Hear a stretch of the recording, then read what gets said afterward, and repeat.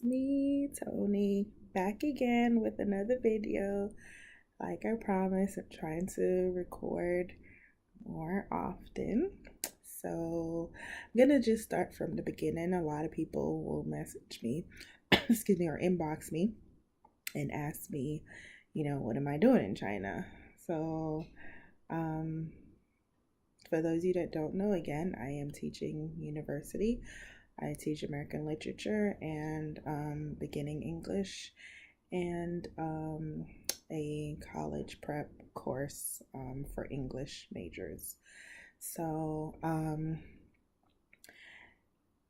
first of all, before you even decide to come to China, you need to make sure that you meet the requirements, which have just gotten a little bit more difficult. It is a strenuous process, and I'm going to tell you now, you really should get your paperwork in order before coming to China. A lot of people will come here and then try to get situated. I don't advise anyone to do that. So, a couple of things you need to have before you come. You need to make sure that you have a bachelor's degree. That is required. You have to have a 4-year bachelor's degree. It can be in anything. It can be in art, it can be in business, it can be in anything, but you do need a 4-year degree. The other thing is that your diploma has to be authenticated by the Chinese consulate. So if you're in the United States, this is something that I advise you to do on your own. Me personally, I used a company for the visa part of it, but they were charging, I think, $100 to authenticate a document. So I researched everything. So I realized that I was in Florida at the time, send the documents to the state of Florida myself, which I think was $16 after I got it notarized. So you have to get it notarized from a notary, then send it off to the state and they send it back to you. Then I sent it to the company to take to the Chinese consulate. Now, depending on where you live, you can go to the consulate yourself. You can make your own appointment.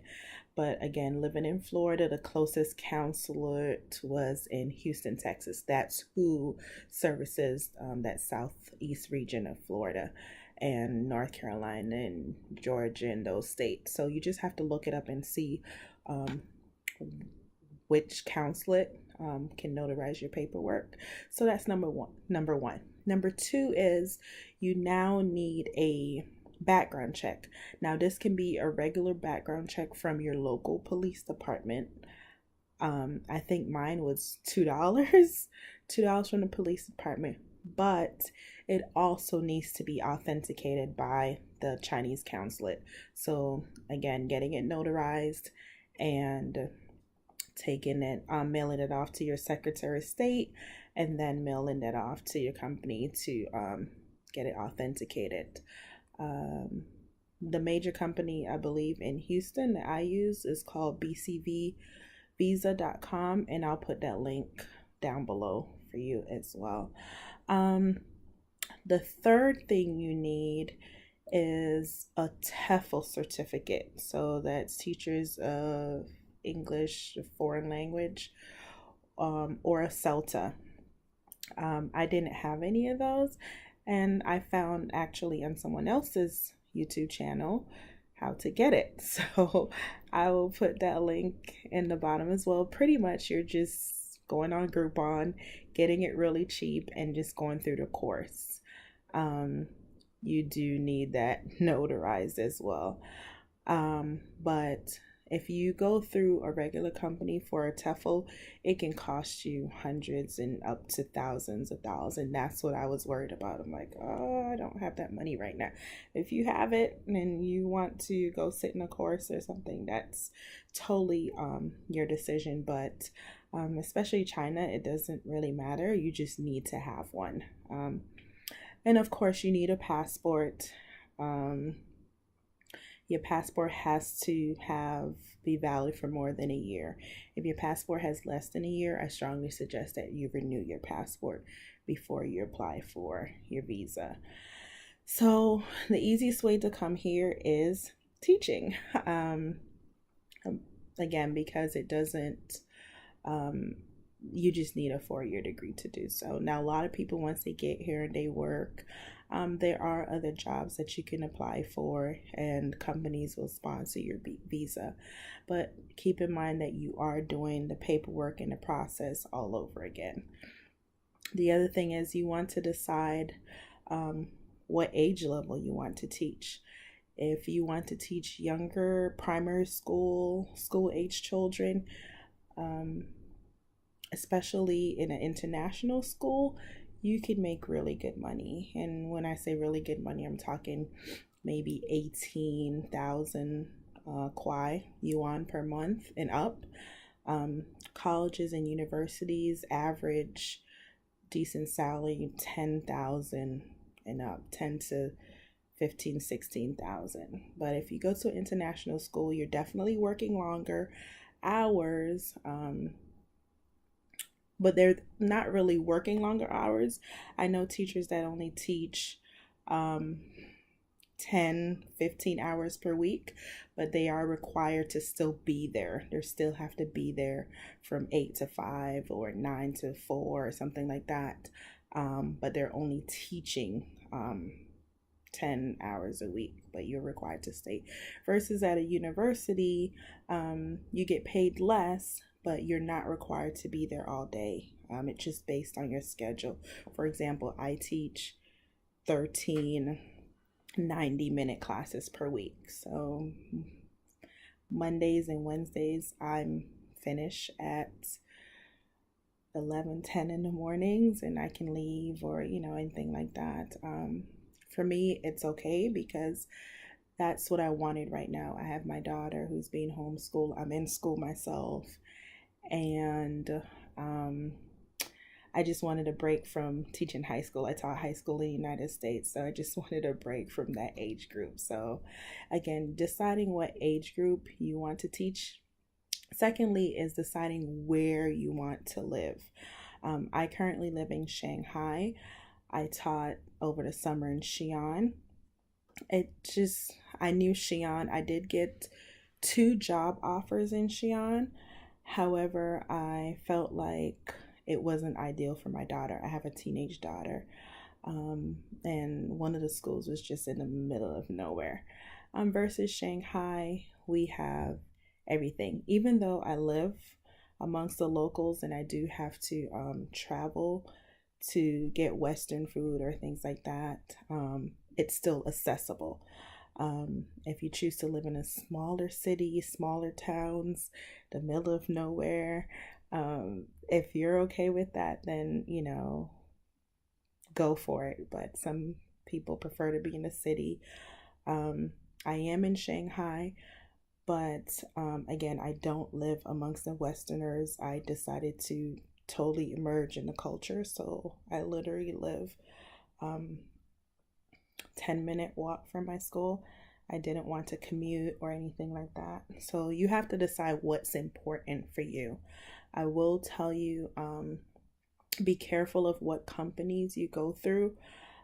Some companies are, let's just say, not out for your best interest. The name of my company, I'll put it in a link. Early Birds, great company, a small company. And that's the other thing. You want to look at the benefits being offered from a job. Some jobs include housing. Some jobs include your insurance. If it doesn't include housing, they'll give you a stipend. They'll cover your visa cost. Some jobs will offer your end of year bonus. So you just have to figure out what's important for you. But I will tell you, do not settle. There's so many jobs here. There is an abundance of jobs, especially for teaching if you just want to get your foot in the door here. So don't settle. And if you're looking to get rich, this is not the job or the career or the country for you. It is really for people who just want to maintain and have a good quality of life. And you will, even at an average salary of 12 to 15,000, you can have a decent quality life in China, especially if you live in a smaller city where your housing expenses or living expenses won't be as much. You'll be able to travel, take into consideration your time off. That's the other thing with universities. We work Christmas, we work Thanksgiving. However, we are off 6 weeks. So, for example, I will be off January 19th, and I don't go back to work until March 5th, I think.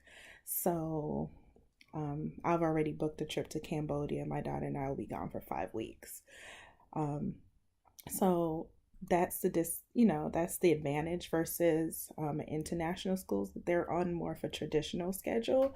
So I think they're off for 2 or 3 weeks, and they still work Thanksgiving. Tomorrow is actually Thanksgiving. We all have to work.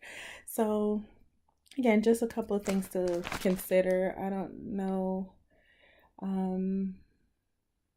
I hope I covered everything as far as the requirements, as far as coming here. If you have questions, please just leave them in the comments. I will be happy to answer them. I strongly encourage people to come and visit and see what it's like.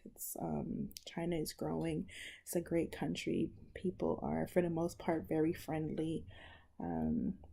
There is a language barrier, but if you immerse yourself in a culture, you'll be okay. So again, if you have any questions, I'll continue to update you guys. Hopefully I'll get to start doing housing and walking you through the process. So this one I just wanted to talk about requirements and what to get situated before you come.